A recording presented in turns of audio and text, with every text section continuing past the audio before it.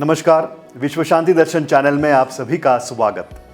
MIT शिक्षा संस्था समूह के संस्थापक और अध्यक्ष विश्वधर्मी प्राध्यापक डॉक्टर विश्वनाथ दा कराड़ जी की संकल्पना से इस चैनल की शुरुआत हुई। विज्ञान और अध्यात्म, इनका समन्वय ही भारत को विश्व शांति की दिशा में ले जा सकता है। इसी विचार के साथ उन्होंने अद्भुत स्थापत्य रचनाएं बनाई है। यह कार्यक्रम है विज्ञान के अजूबे। हमने आज तक इस श्रृंखला के 25 एपिसोड्स आपके लिए प्रस्तुत किए। सभी बुनियादी आविष्कार जिसने मानव का जीवन बदल दिया, आधुनिक कर दिया, इसमें शामिल किए गए।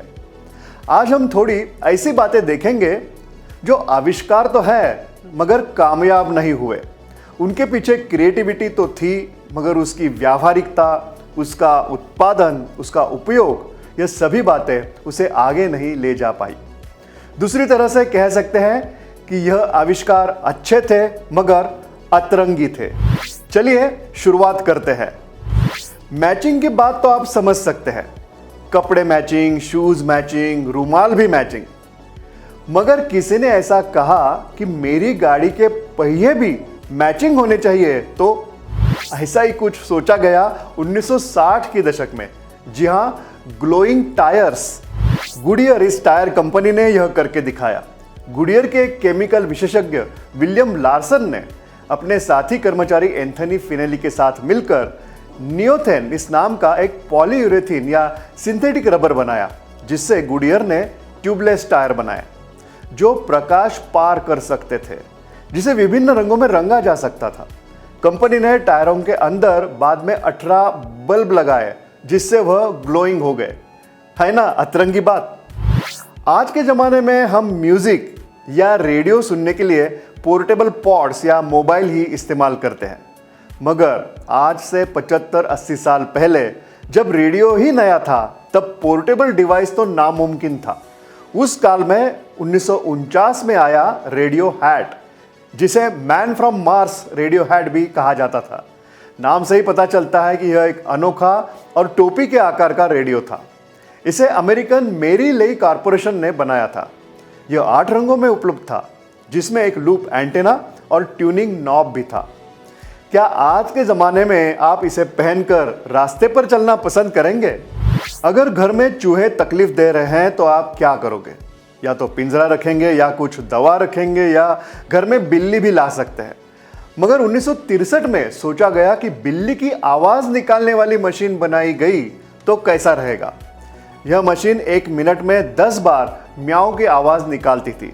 इतना ही नहीं बल्कि हर बार आवाज़ के साथ अपनी आँख चमकाती थी।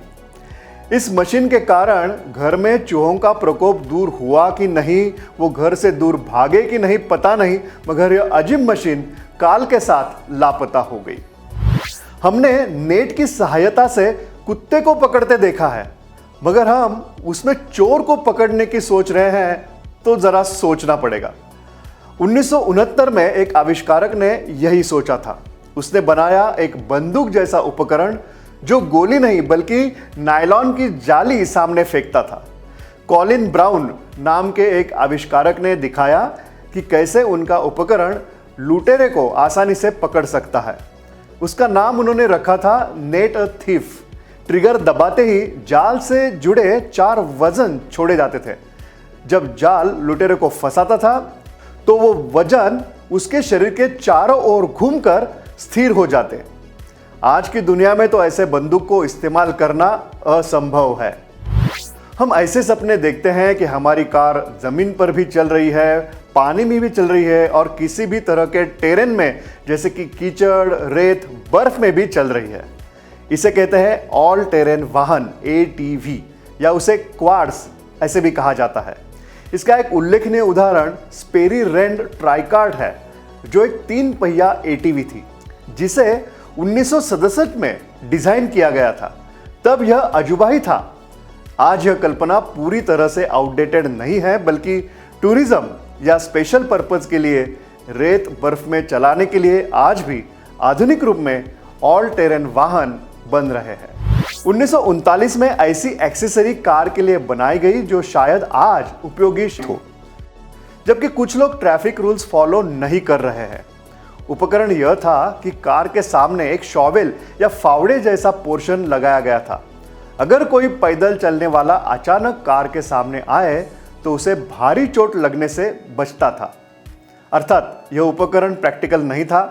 हाँ, मगर आज यह तकनीक होती तो रास्ते में मोबाइल पढ़ते चलने वालों को शायद बचा लेती। मोटर कार की खोज के बाद उसमें आराम या लग्जरी कैसे मिले, इस पर भी शायद विचार होने लगा। इसलिए 1950 के दशक में किसी के दिमाग में विचार आया कि क्यों न कार में कॉफ़ी मशीन लगवाई जाए। डैशबोर्ड कॉफ़ी मेकर तब बीटल कार में एक्सेसरी के रूप में पेश किया गया। यह हर्टेला कंपनी की ऑटो कॉफ़ी मशीन थी। बाद में यह मशीन कार से भी लुप्त हो गई और इसका कारण तो चलती कार में कॉफ़ी बनाकर पीने वाले ही बता सकते हैं। खैर, हमने तो आज ऐसे वियर्ड या अतरंगी आविष्कार देखे जो चले नहीं। यह सिलसिला आज भी ख़त्म नहीं हुआ है। आज भी हम सपने देखते हैं हवा में उड़ने वाली गाड़ी के या गैजेट की मदद से उड़ता हुआ इंसान, ऐसे चीज़ों की। हो सकता है यह भविष्य में हो भी सकता है। विज्ञान के अजूबे इस कार्यक्रम में यहीं पर रुकते हैं। नमस्कार। आविष्कारों की बदौलत जीवन बन गया सरल, विज्ञान के साथ हमने ऊंचाइयों को छुआ।